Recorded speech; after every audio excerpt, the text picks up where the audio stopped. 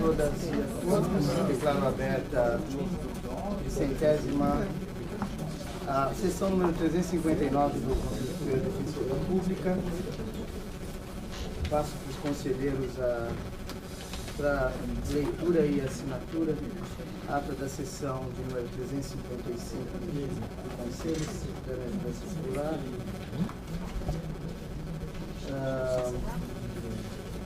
Gostaria de noticiar que nessa semana houve a primeira reunião com a área administrativa do Tribunal de Justiça de São Paulo para operacionalizar o termo de cooperação que estabeleceu o rateio das contas de consumo e a possibilidade de utilização dos contratos de limpeza do PJ para a Defensoria Pública nas salas do fórum. A Coordenadoria Geral de Administração deve emitir orientações e comunicados específicos para os coordenadores regionais, coordenadores de unidades e diretores e servidores para checagem das fórmulas do cálculo da conta de consumo, no caso de luz e água, em especial quando não tem relógio medidor próprio, né? E também para a migração dos contratos de limpeza para a Defensoria. A gente tem hoje um problema que a gente espera resolver com alguma celeridade, que são as novas unidades em que ainda não há um contrato específico firmado pela Defensoria para limpeza nas salas de fórum. Então, a gente deve priorizar essas unidades novas para que, mediante o pagamento do valor devido ao tribunal, ele possa prover esse serviço nos locais.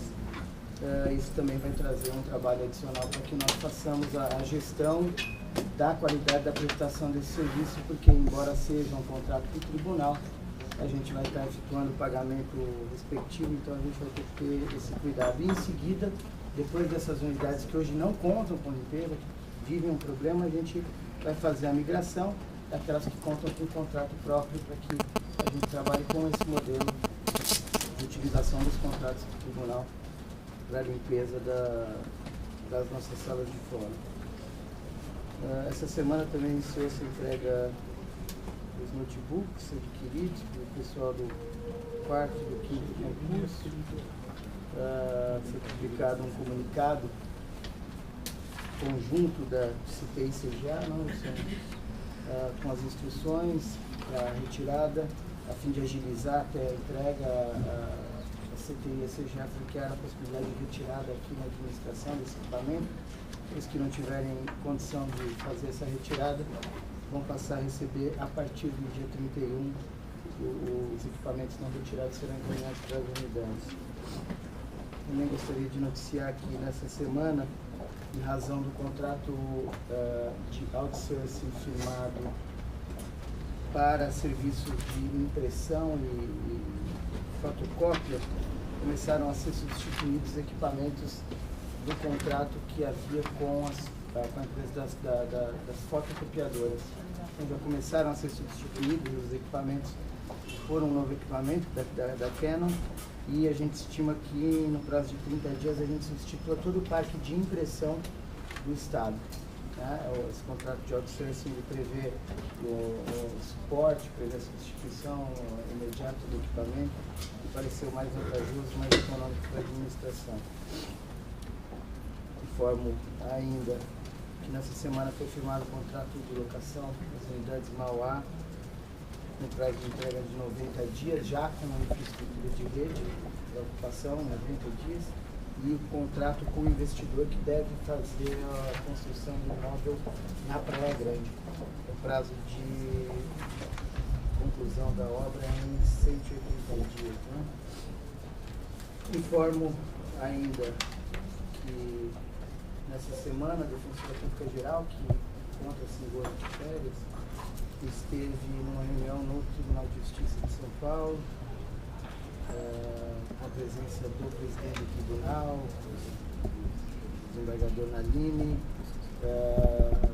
do desembargador presidente da seção de Direito Criminal, com o Procurador-Geral de Justiça, com o presidente da OAB, E a reunião essa aqui foi convocada para tratar os problemas atinentes ao sistema prisional.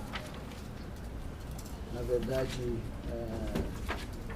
o diagnóstico de que há um problema, ele é comum, ele vem sendo discutido, ele vem sendo objeto de preocupação dessas instituições que têm feito alguns mutirões. Eu cito o mutirão agora no fim do ano de Tupã,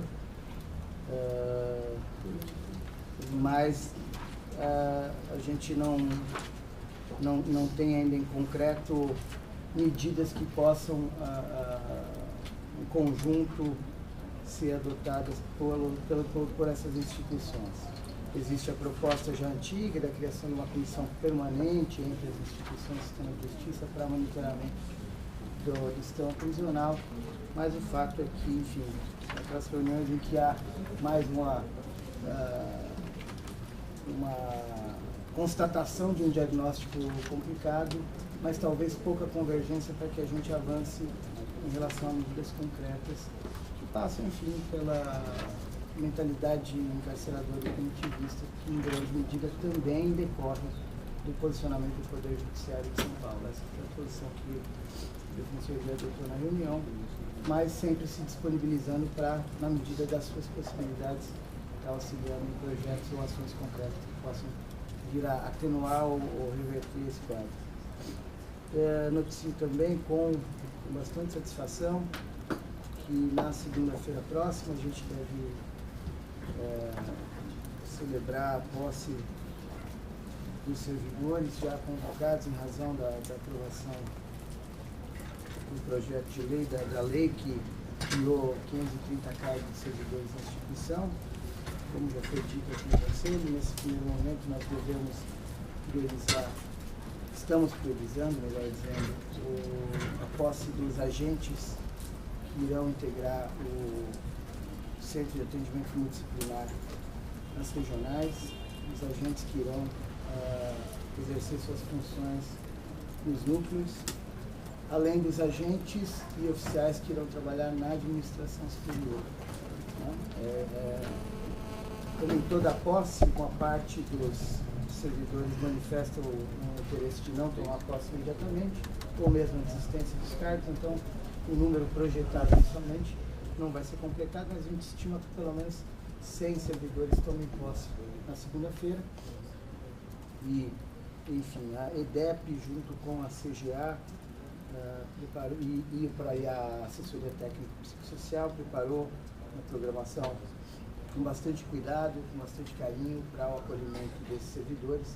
Programação que se estende pela primeira semana para os servidores que irão para os cargos aqui na administração e se estende por mais uma semana para os agentes do Centro de Atendimento Multidisciplinar. No tocante aos agentes da área de Psicologia e Serviço Social, eu acho que é importante o registro de que essa posse representa quase que a duplicação dos nossos serviços de apoio na área de Psicologia e Serviço Social, consolidando um modelo que vem sendo perseguido pela Defensoria, de otimização, de inclusão, de incorporação de novos saberes na nossa prática e de busca de definição de um modelo diferente de intervenção multi e interdisciplinar. E também, por outro lado, o recebimento de servidores aqui para a administração, alguns poucos servidores que irão para a autoridade, em casos urgentes, em que não havia efetivamente oficiais, vão representar também um fôlego a mais para a nossa instituição, para a gente seguir no nosso processo de expansão e otimização dos trabalhos. Então, é um momento de bastante alegria ver concretizado, enfim, já a posse daqueles servidores, esse lote de 530 servidores que vão duplicar o nosso quadro de apoio e com certeza trarão um incremento de qualidade e de condições estruturais para que a Defensoria continue cumprindo o seu papel. Essas são as comunicações da Presidência. Sara, existe alguma comunicação da Secretaria? Só justificar a ausência da conselheira Fabiana, do conselheiro Rafael Messi e do Luciano Alencar que estão de férias. Perfeito. Então, passamos por um momento aberto. Passo a palavra já para a colega Leila Rocha Esponta, do Núcleo da Infância e Juventude. Bom dia a todos. Bom, eu e vários colegas que aqui estão, nós viemos para falar sobre um projeto que está em pauta para votação no Conselho, que é o Mães em Cárcere. Né? Foi pedido vista da ouvidora para elaborar um voto em relação a isso. E por conta desse projeto, pela relevância que todos nós aqui entendemos desse projeto, nós consideramos importante conversar um pouco com vocês e até apresentar um pouco deste hoje projeto que nós queremos que se torne uma política da própria Defensoria Pública. Às vezes só o que está escrito talvez não consiga passar o que nós mesmos pensamos neste projeto. Bom, esse projeto Mães em Cárcere ele já vinha sendo feito de certa forma pela pastoral carcerária, de conversar com as mães, essas mães grávidas ou que já, essas mulheres presas que estão grávidas ou que já são mães, e a difícil relação delas para manter essas crianças junto a si ou então no seio familiar. E desde então a Defensoria Pública, principalmente através dos núcleos da infância, da mulher em situação carcerária, abraçou essa causa como uma causa muito importante e que tínhamos que dar um olhar diferenciado para isso. Em 2012 ou 2011, me lembro que teve aquele, foi 11, né? No Tribunal de Justiça de São Paulo. Então, a Defensoria de São Paulo, junto com o Tribunal de Justiça, a pastoral carcerária, eu contei para a Fernanda, porque a Fernanda estava na pastoral à época e auxiliou muito nesse projeto. Nós fizemos já um primeiro trabalho falando sobre a questão dessas mães encarceradas, né, e a sua difícil relação com as crianças, principalmente quando elas são tiradas de perto delas e nem a sua família é constatada, procurada para que se fique com essa criança. E nós, ainda mais na área da infância, percebemos qual é o problema. Muitas vezes quando a mãe nos procura anos depois, até solta, a criança já foi adotada ou até mesmo adoção internacional, e é uma situação realmente muito complicada. Já fiz visita uma vez com a Franciane e a gente conversou muito sobre essa dificuldade. Com base nisso, nós começamos então a pensar nesse projeto. E acho que alguns de vocês não sabem, até porque a gente focou, por ser um projeto, primeiro na capital. E uma das nossas primeiras ideias, antes de começar o projeto, foi fazer uma espécie de sensibilização dos defensores. Por que isso? Porque, por conta da nossa rotina de trabalho, a gente tem que ficar muitas vezes focado na nossa atuação, então a gente não consegue, não por falta de vontade, mas por falta de possibilidade, a gente não consegue olhar o trabalho do outro.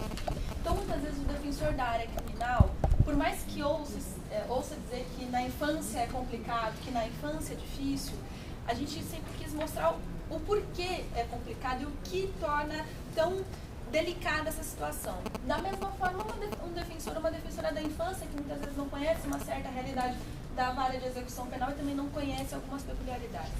Então, o nosso primeiro trabalho foi fazer as partes, esses dois lados, de defensores ou até mais, porque a família também foi incluída, os defensores da família, a gente se conhecer. Nós estamos na mesma instituição, mas a verdade é que muitas vezes a gente não conhece o trabalho do nosso colega. Ainda mais na capital, que ficam em lugares tão estanques, a gente não consegue conhecer. Isso foi muito importante, porque fez o defensor do criminal perceber por que a nossa preocupação tão grande em relação a algum assunto e vice-versa. E por que isso? Esse projeto, na verdade, não é um aumento de trabalho, não é um complicador. Na verdade, é uma nova forma de se trabalhar essa área.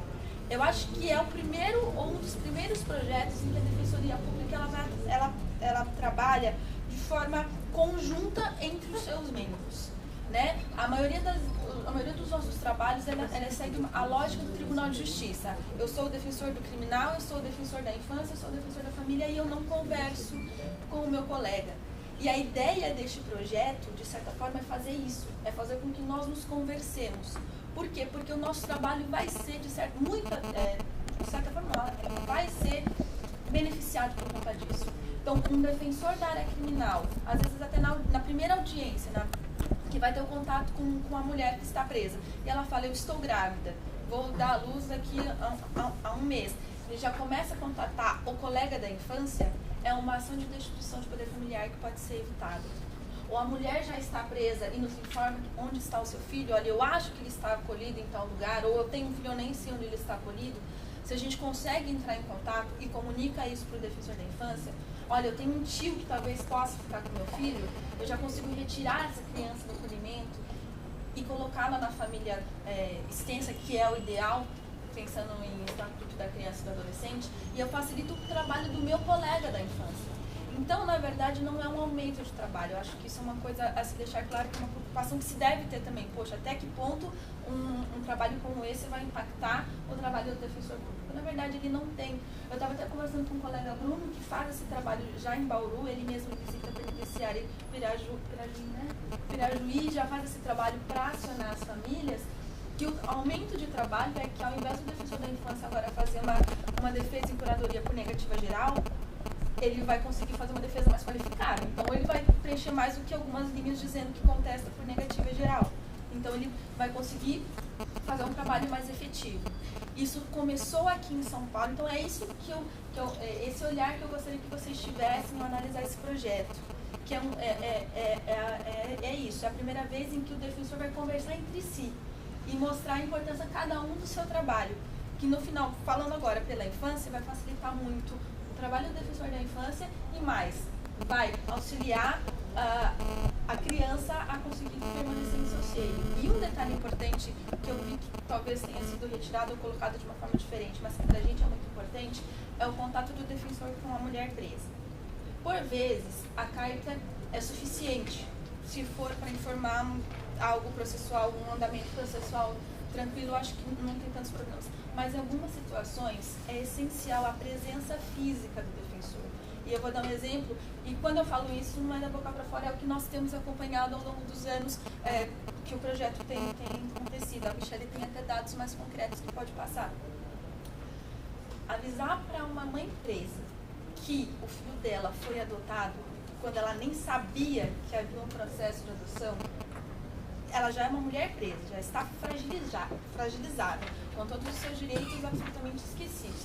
E você dá essa comunicação, você não pode fazer isso por uma carta. Você não pode dar uma carta e falar assim, olha, você perdeu seu filho, teu filho está na Espanha há 3 anos. Você não pode fazer uma coisa dessas. O CAN, aqui da capital, dos núcleos, a Marina está aqui representando o CAN, eles fazem esse trabalho de alguma forma, é um trabalho bastante complicado. A reação da mãe, por motivos óbvios, é uma reação bastante tensa, porque é uma situação muito tensa, e às vezes não é só um trabalho do psicólogo e do assistente social a fazer isso. Às vezes tem dúvidas jurídicas que eles não têm como falar, e nós temos como ajudar. Então, em alguns momentos, a presença física do defensor, até por uma questão de humanidade, vamos dizer assim, não só pelo nosso trabalho, se faz essencial. Então, eu gostaria que quando vocês analisarem a proposta, o voto do José Moacir, o voto vista da ouvidora, que nós conversamos também a respeito disso, e a ouvidora trouxe hoje, gostaria que vocês também tivessem esse olhar um pouco amplo quando analisarem esse projeto. Muito obrigada. Obrigado. Passo a palavra para a Verônica dos Santos Fonte.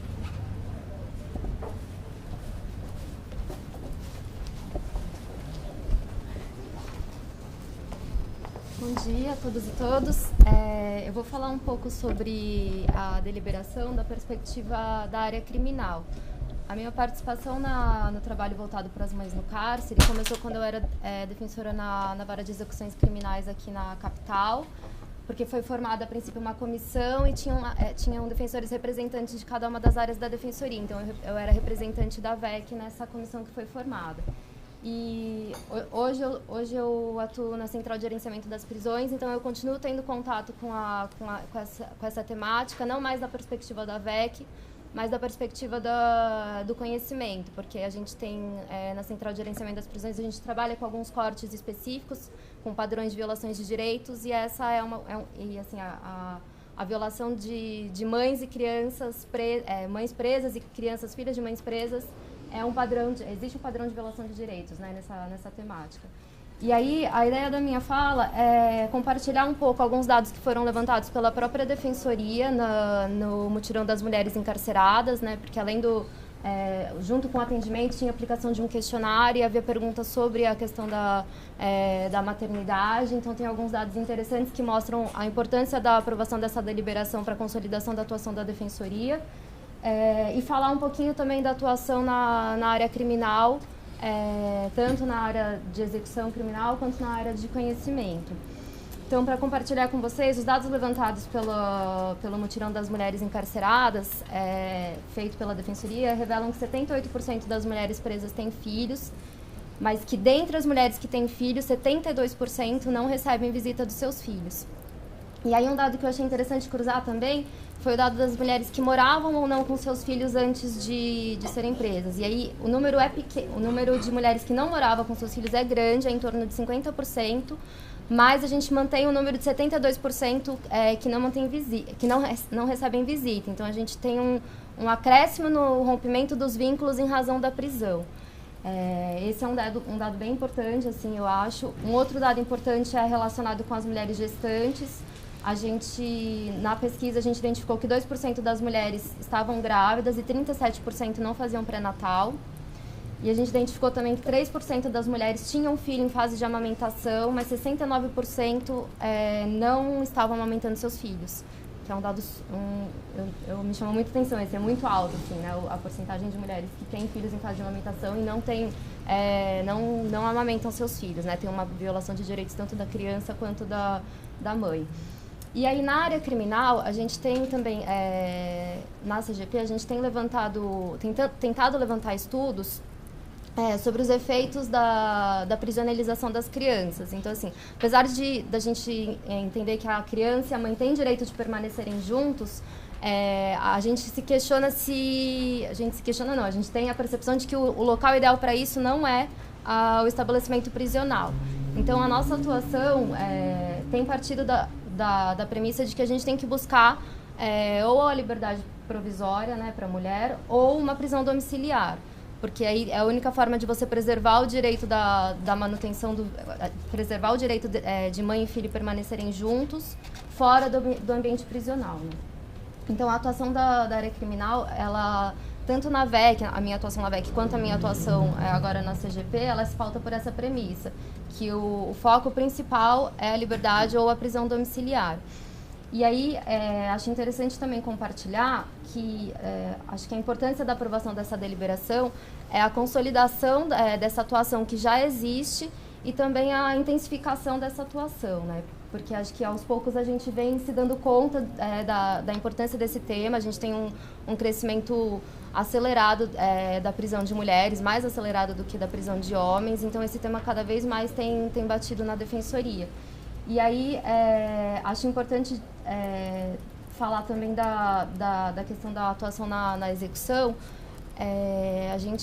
Eu participei recentemente de um congresso em Brasília sobre a questão de mulheres encarceradas. E aí a gente teve contato com a participação teve contato com uma experiência da Argentina. Os defensores da Argentina compartilharam com a gente que eles não tinham lei, como a gente não tem hoje. Na execução, na LEP, hoje a gente não tem um dispositivo legal que expressamente autorize a prisão domiciliar para a mãe que está em regime fechado e em regime semiaberto. A gente só tem esse dispositivo para o regime aberto.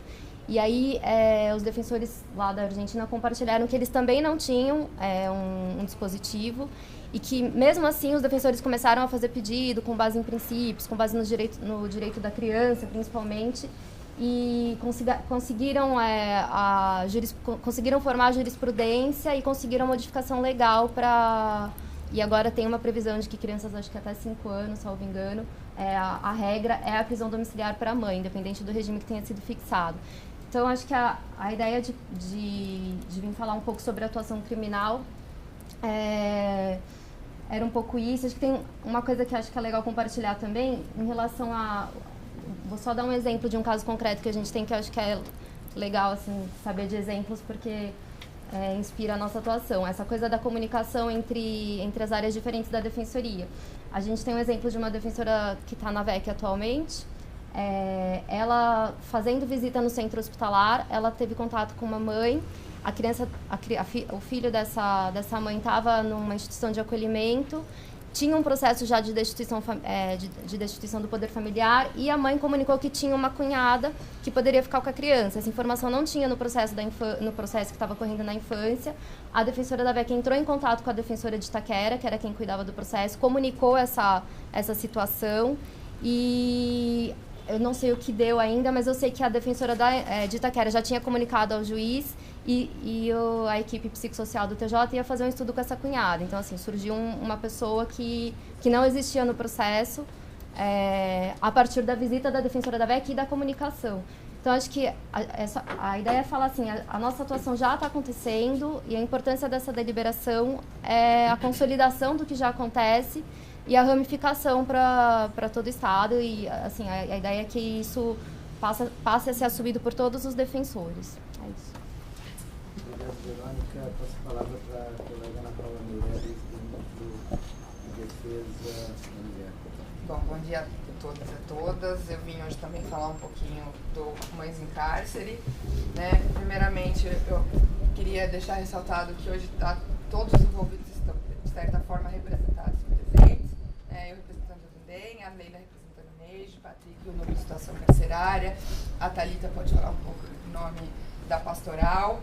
Esse é um projeto, ele já é bem antigo dentro da instituição, foi algo construído junto, além de todos nós, a primeira sub sempre esteve envolvida através do Davi, quando a época era o primeiro defensor, e eu acho que ele foi crescendo e ganhando volume.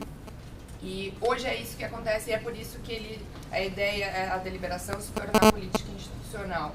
E acho que ele vem totalmente de encontro com o momento que a instituição se encontra, em que a gente tem uma ampliação dos quadros do CAN, o que permitiria a ampliação desse fluxo, em que a gente tem uma expansão da carreira, em que a gente tem uma definição de atribuições, que a gente está buscando melhor definir, inclusive a definição de atribuições extraordinárias. Quando a gente vai falar da regulamentação de visitas em presídios, acho que essa deliberação vem total encontro e demonstrar que realmente o que a gente quer com Mães em Cárcere é criar um fluxo de atendimento. Eu queria aqui, inclusive, agradecer ao Zé Moacir, que desde o início se propôs a conversar com a gente, o que ele pretendia, o que ele entendia da nossa proposta, em que pese a gente não concordar com tudo, eu acho que a gente caminhou bastante, e a ideia hoje de todo mundo estar aqui é a gente se colocar à disposição para os esclarecimentos que forem necessários, porque eu acho que a gente consegue sim fazer uma deliberação, uma política institucional que funcione, que tenha efetividade. Então, a gente vai permanecer aqui, se hoje entrar na pauta, para esclarecer tudo aquilo que precisar. Obrigada. Obrigado, Ana Paula. Passo a palavra a Michele Rodas, servidora de apoio aos núcleos especializados de defensoria. Para começar, eu só queria distribuir algumas folhas, só que são 3 folhinhas só para vocês poderem ir acompanhando. Deixa aqui no passo.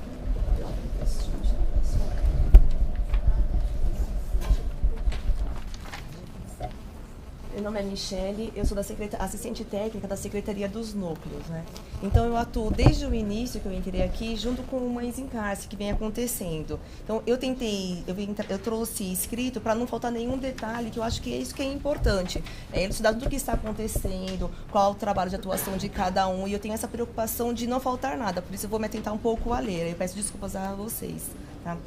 O Mães em Cárcere foi idealizado a partir da cooperação entre a Defensoria Pública, juntamente com a entidade de defesa dos direitos das pessoas presas, uma pastoral carcerária. Por isso, ele foi uma construção coletiva e democrática, que foi uma preocupação nossa.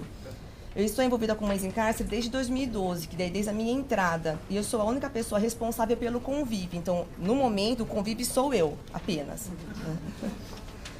Considerando que o Mães em Cárcere envolve vários órgãos de atuação distinta dentro e fora da Defensoria, verificamos a importância de existir um órgão centralizador para recebimento das informações e distribuição dos casos para os defensores, servindo também como referência a todos os envolvidos para um trabalho em conjunto. E por isso foi criada a assessoria administrativa chamada Convive.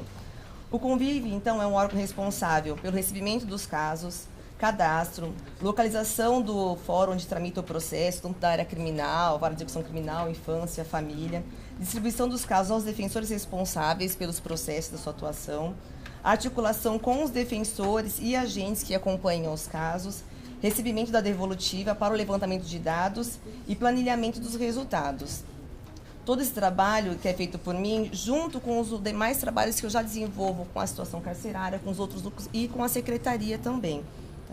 Até eu gostaria de esclarecer um ponto que eu tive conhecimento, que seria destacado um oficial para a Secretaria dos Núcleos. Só que ele não vai trabalhar comigo, lá na Liberdade. Ele trabalhará na Boa Vista. Então, continuarei eu, sem a deliberação, a acumular todas essas funções ainda.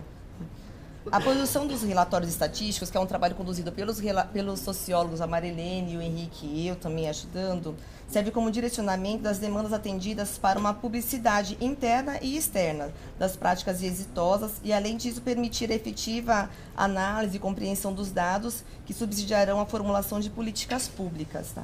Possivelmente levando a outras instâncias governamentais o reconhecimento da política institucional Mães em Cárcere, que é um trabalho que acontece somente na Defensoria Pública do Estado de São Paulo. É importante ressaltar que o objetivo principal da presente deliberação é melhorar as condições de trabalho dos defensores e oferecer diretrizes mais claras para a melhor atuação de todos, tá? Sem a intenção de sobrecarregá-los. Acreditamos que, do ponto de vista institucional, Mães em Cárcere constituem avanços inigualáveis por sua característica interdisciplinar e transversal, que hoje tem vários núcleos envolvidos, que é o núcleo de ação carcerária, o núcleo da mulher, o núcleo da infância, agentes, tanto de psicólogos, assistentes sociais, sociólogos, assistentes técnicos, oficiais e estagiários. E todos eles são diversas áreas, então é um trabalho bem em conjunto, bem interessante que está acontecendo. Nestes 2 anos de trabalho contínuo, conseguimos atingir resultados até impressionantes, porque a gente tem que levar em conta a falta de estrutura que ainda temos para a atividade do convívio e do Mães em Cárcere. Então, de 2012 até o primeiro semestre de 2013, foram atendidas mais de 9.000 crianças, cadastradas mais de 9.000 crianças e 4.000 mães presas, tá? Aí eu queria citar 2 exemplos que eu acho que são conquistas jurídicas que são de importância. Tiveram vários, mas eu trouxe 2 só para mostrar essa importância. Um é de uma mãe que chegou através do Mães em Cárcere, ela estava presa em Franco da Rocha. A notícia chegou para mim no dia 17 de dezembro. Assim que eu peguei o formulário, já encaminhamos para o defensor da área criminal. Ele já peticionou, já despachou com o juiz, conseguiu alvorar no dia seguinte, no dia 18.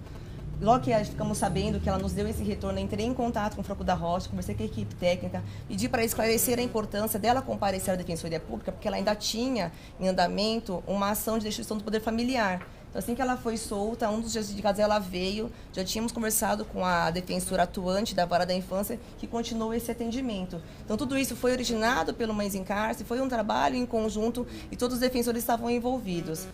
Fazer um trabalho que eles já exercem, só que tem essa comunicação que facilita um pouco mais.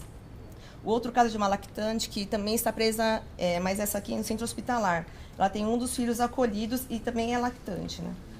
O processo de instituição familiar dela não tinha informação que ela estava presa, então ela foi considerada rével e a juíza nomeou um advogado para ser curador especial dela.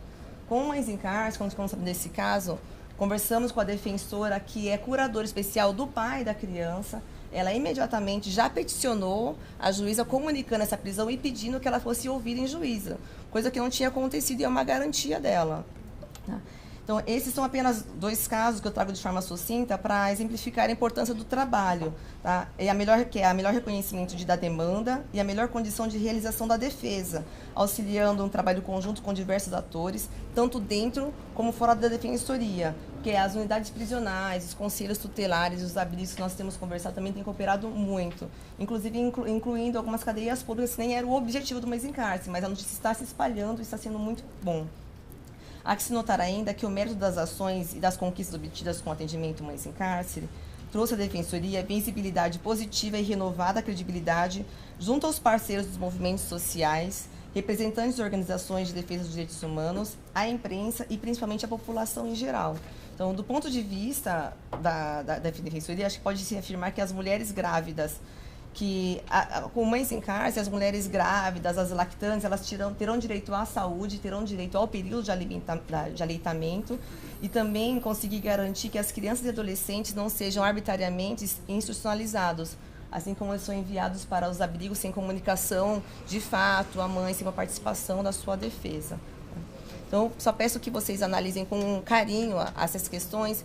E aí, do que eu trouxe para vocês, que é o fluxograma, tem alguns dados levantados de forma bem sucinta, só para exemplificar o total de atendimentos realizados, e uma carta de agradecimento de uma das mães que já foi atendida pelo Mães em Cárcere. Então, em tão pouco tempo, ainda sem ser uma política ainda da instituição, já tem um trabalho muito bem feito e desenvolvido. E aí eu tentei trazer quais são deixa eu até acompanhar aqui para poder falar melhor no fluxo. As formas de entradas que são... Nós temos um formulário que a SAP aplica e encaminha para o convívio, que eu recebo e faço o cadastro. Mas, fora isso, as listas da pastoral carcerária, lista dos defensores, cartas que as mulheres enviam, o DIPO também encontra alguns casos, e até defensores, durante a audiência, verificando essa situação da gestação, sabendo do período de lactância, também nos comunicam os casos. Eu registro todos, cadastro eles, identifico onde estão os processos, tanto criminal como infância, e faço o encaminhamento para os defensores da área criminal, para o núcleo da infância, que ele faz um trabalho em conjunto com a assessoria psicossocial, que encaminha depois para o defensor público já com algumas diretrizes para que possa ter uma atuação em conjunto. E depois de tudo isso, a gente dá um retorno, tanto para a mulher que está presa, como também para o convívio. Para quê? Para a gente fazer esse levantamento de dados e apresentar os relatórios no final. Tá bom? Então, eu agradeço muito a atenção de todos vocês. Viu? Obrigada. Agradeço a Michele pelo esclarecimento, pelo material que vai ser importante para a discussão. Passo a palavra para Marina Vilar, psicóloga do DEI.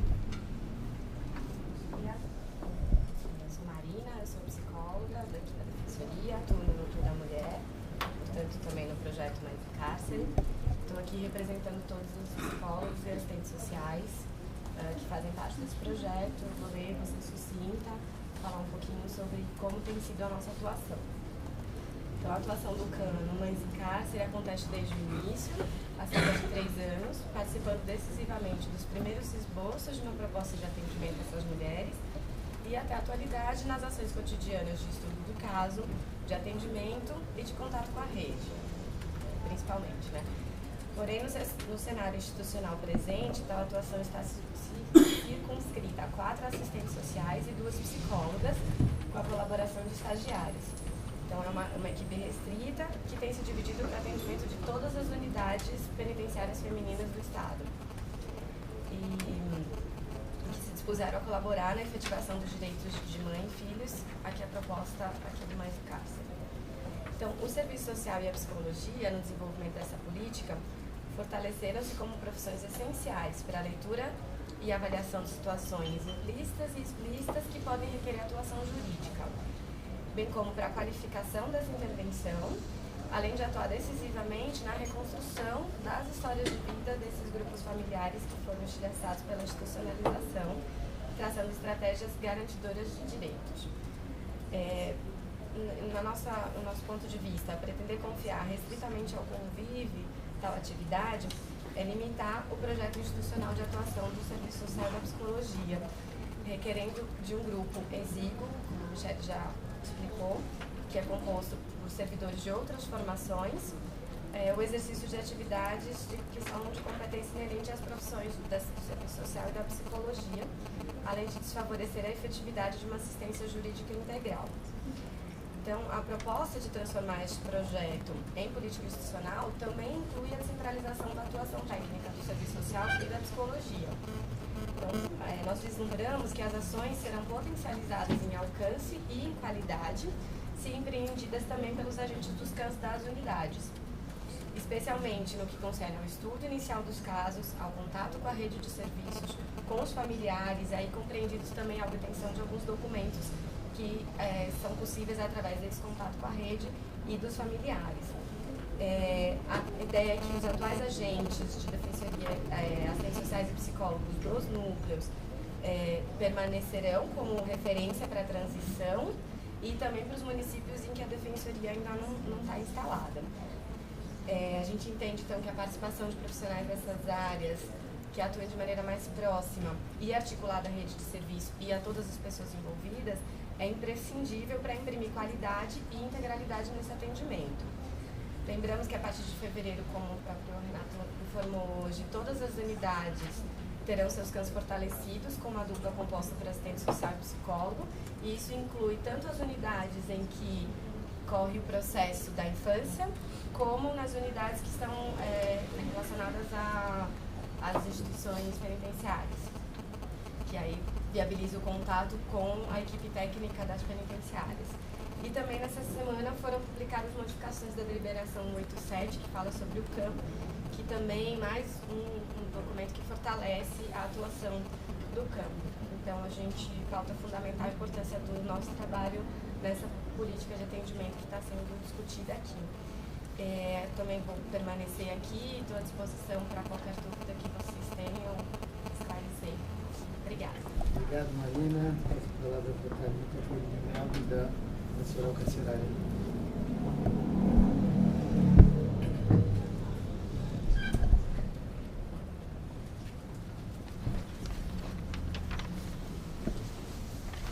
Bom dia. Meu nome é Thalita, sou voluntária da Pastoral Carcerária. Eu vou, na verdade, ler algumas ponderações que a Raide fez, que é coordenadora nacional da Pastoral Carcerária, que ela não pôde estar presente.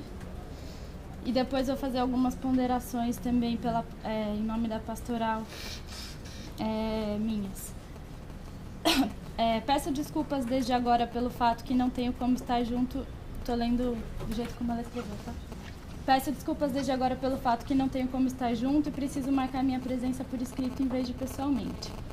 Não tenho dúvida da importância disso na vida dos filhos das mulheres encarceradas e das próprias mães. Estamos falando da necessidade de garantir convivência através de visita, de prisão domiciliar e medidas alternativas, seja cautelares ou de pena. Estamos falando de garantir que o filho tenha visita com a mãe e o pai encarcerados, e que o Estado trabalhe para fortalecer este vínculo como garantem o ECA e os tratados internacionais. E hoje estamos falando sobre como a Defensoria trabalhará para garantir este vínculo. A função deste Conselho é aprovar a deliberação nos termos em que ela foi proposta, e aprovar uma maneira que é viável nos termos que ela foi proposta, com os acréscimos que vão ser feitos em breve pela ouvidoria, e aprovar uma maneira que é viável para a Defensoria. Minha função como sociedade civil que tem contato direto com as mães encarceradas é cobrar que haja algo que sirva para elas. Tanto as crianças quanto as mães estão em situação muito vulnerável, e a sociedade, as igrejas e principalmente o Estado, o governo, têm a obrigação de apoiar e defendê-las. Finalmente, só quero lembrar que não é suficiente fazer a defesa no processo, seja da infância com a questão de guarda ou seja no processo criminal. Claro que isso é a obrigação da Defensoria, mas tem que garantir que aquela mãe ou pai saiba que a Defensoria está atuando e o que a Defensoria está fazendo. A orientação inicial e o retorno são fundamentais. Aqui ela está destacando a questão da presença pessoal do defensor, que foi garantido na versão da deliberação. Atuar no processo e não conseguir informar as partes, principalmente a mãe, não promove a cidadania dela. Por isso, precisa de defensores em todo o Estado integrando esta política em seu trabalho com crianças e mães e pais presos. Aqui ela está querendo dizer da importância da aprovação dessa política para que ela se torne, que ela ganhe dimensões no Estado inteiro, né? Já que ela já vem sendo feita de alguma forma sem ganhar essa dimensão toda. Conto hoje com a Defensoria que conheço, com a Defensoria em qual acredito e com o seu compromisso com a defesa de direitos e da vida plena de todos e todas. Essa é o que a Raide queria colocar, embora ela não tenha podido estar presente. Eu queria dizer que, apesar da postura do José Moacir de diálogo, de estabelecer o diálogo, há divergências de fato há avanços no que você colocou, mas há divergências porque há retrocessos em alguns aspectos. E aí, nesse sentido, eu queria, em nome da Pastoral, dizer que a gente já está nessa caminhada, a Raide já veio aqui falar, já está nessa caminhada desde antes do surgimento da Defensoria Pública. Então, desde antes de 2006 que isso vem sendo enfrentado, combatido pela Pastoral. E aí, para a gente conseguir chegar nesse momento de ter a aprovação de uma deliberação, de uma política construída, com participação ampla dos núcleos envolvidos, por a gente ter conseguido, ter tido todo esse avanço, não vai ser agora que a gente vai retroceder. Então, essa posição da pastoral carcerária, a gente precisa avançar. Essa deliberação tem que ser o mínimo para que a gente consiga ir para além, assim, né? E aí, nesse sentido, a questão dos retornos, a questão a questão dos retornos, a questão do convívio, de como a gente estabeleceu algumas coisas, outras coisas que vão ser ponderadas no voto da ouvidoria são importantes, porque são um mínimo, elas estão de acordo com o que foi desenhado até agora e elas são um mínimo para a gente conseguir avançar. Para além disso, queria ressaltar que o projeto de lei 2785, que altera o Estatuto da Criança e do Adolescente no sentido da promoção dos vínculos familiares, já foi aprovado, na verdade está pendente de sanção, e ele foi proposto juntamente, ele foi resultado da articulação da pastoral, ou seja, teve pastoral carcerária na época em que realizou esse projeto para pensar essa questão. Ela atuou em duas frentes. Uma foi a Defensoria, articulando a construção dessa política, e a outra foi a redação de um projeto de lei de alteração do ECA. E eu quero dizer que o Legislativo foi mais rápido que a Defensoria Pública, né? Então, acho que isso é também algo para a gente pensar em como fazer isso e fazer isso sem os retrocessos. Por fim, eu só queria destacar que essa política de atendimento, ela coloca a Defensoria na linha de frente do combate ao sintoma e à causa do encarceramento massivo e seletivo das mulheres pobres e negras. Assim. É uma realidade que as mulheres pobres, que a maternidade das mulheres pobres e negras, ela é atacada, né? A gente tem aí o exemplo das Mães de Maio fazendo esse enfrentamento contra o Estado penal que assassina os seus filhos e que, de alguma forma, a maternidade delas, enquanto mulheres pobres, mulheres negras, é atacada. Você tem filas e mais filas de milhares de mulheres, pelo menos mais 600 mil mulheres nas filas dos presídios, e isso demonstra também, de alguma forma, como o encarceramento ele tem reflexos na vida dessas mulheres e que isso tem tudo a ver com o fato de serem mulheres pobres, de serem mulheres negras, tem tudo a ver com uma lógica patriarcal que seleciona e administra a divisão sexual do trabalho entre homens e mulheres. E você tem também dentro do sistema prisional um encarceramento massivo e seletivo cada vez maior de mulheres pobres, negras, que são mães solteiras e que chefiam famílias.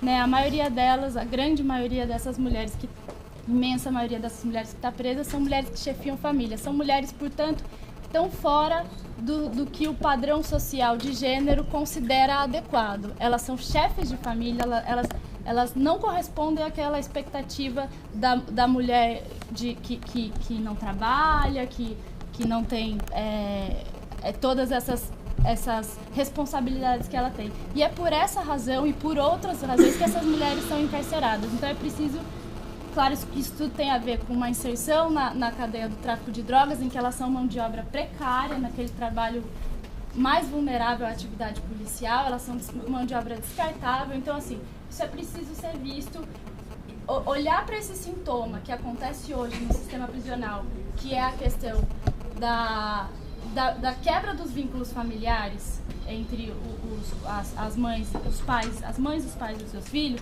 é olhar também, de alguma forma, para toda a realidade social e para como essa dinâmica patriarcal opera na vida dessas mulheres. Então, por isso que eu acho que é a partir daqui para frente que a gente precisa ir, né? Não vamos retroceder nesse ponto. No mais, eu, junto com todas as outras pessoas que falaram, eu ajudei a construir essa proposta, como as pessoas ressaltaram, foi uma construção coletiva. Eu fico à disposição também, como a Marina já colocou, para esclarecer aí eventuais dúvidas com relação às alterações e como a gente vai encaminhar isso, ok? Obrigado, Thalita. Eu passo a palavra para o Patrick Cassicedo, colega do Núcleo da Estação Carcerária. Bom dia a todos. Bom dia. Queria primeiro dizer que esse é um projeto que ele é fadado ao sucesso. Né? A experiência dele, como está acontecendo hoje, ela já demonstra isso. Né? Ele é paradigmático no sentido de integrar a defensoria nas suas diversas áreas de atuação, CAN, defensores das diversas áreas, e é paradigmático também na forma de ver o direito a partir da realidade concreta, a partir da dor das pessoas que são afetadas por esse problema que já foi narrado aqui. Do ponto de vista interno, é interessante destacar desde já o empenho de todos os defensores que têm atuado já com base no projeto, né? Ele já existe, ele já tem uma atuação, e o número de habeas corpus e pedidos dos colegas da área de conhecimento e da VEC é impressionante. Todos têm se dedicado bastante a esse projeto, e para além desses pedidos dos casos individuais, eu queria destacar que, com base na percepção dessa realidade, os colegas de Taubaté, Saulo Dutra e o Rui Freire, ajuizaram uma ação civil pública no final do ano, numa penitenciária lá em Tremembé. Pediram instalação de equipes de saúde mais completa, com base na realidade, com pediatras e toda a situação que envolve as mães em cárcere. Do ponto de vista externo, esse projeto ele também tem sido tido muito sucesso, porque o próprio tribunal tem acolhido muito os nossos pedidos, né? Quando não conseguimos em primeira instância, nos surpreende, quem atua já há um tempo na área criminal, como as câmaras e os desembargadores, os mais conservadores na área criminal, aqueles que não soltam nem tentativa de furto de alfinete, têm concedido em caráter liminar decisões. O êxito tem sido assim extraordinário, porque o drama é muito grande, né? Então o tribunal tem acolhido os nossos pedidos, e também há diversos fatos que demonstram a sensibilidade do tema, que próprios funcionários do sistema penitenciário têm entrado em contato frequentemente nas cadeias públicas mais distantes desse estado. Por exemplo, na cadeia de Júlio Prestes, aqui não presta, segundo a raiz da pastoral carcerária, os funcionários eles ligam para a gente, falam: vocês conseguiram soltar uma, tem outra, estou te mandando a documentação. Então os funcionários do sistema penitenciário, todos eles têm entrado em contato, fornecendo documentação e pedindo para que esse projeto continue. Então, seria importante a aprovação dele para consolidar essa política e fortalecer. E, por fim, vejo que a pauta hoje está bastante cheia, né, de diversos processos aqui em cima, mas eu gostaria de requerer a inversão da pauta para ver se poderíamos analisar no início, porque a presença de todos aqui poderia contribuir para o debate, para os esclarecimentos. Então, o pedido.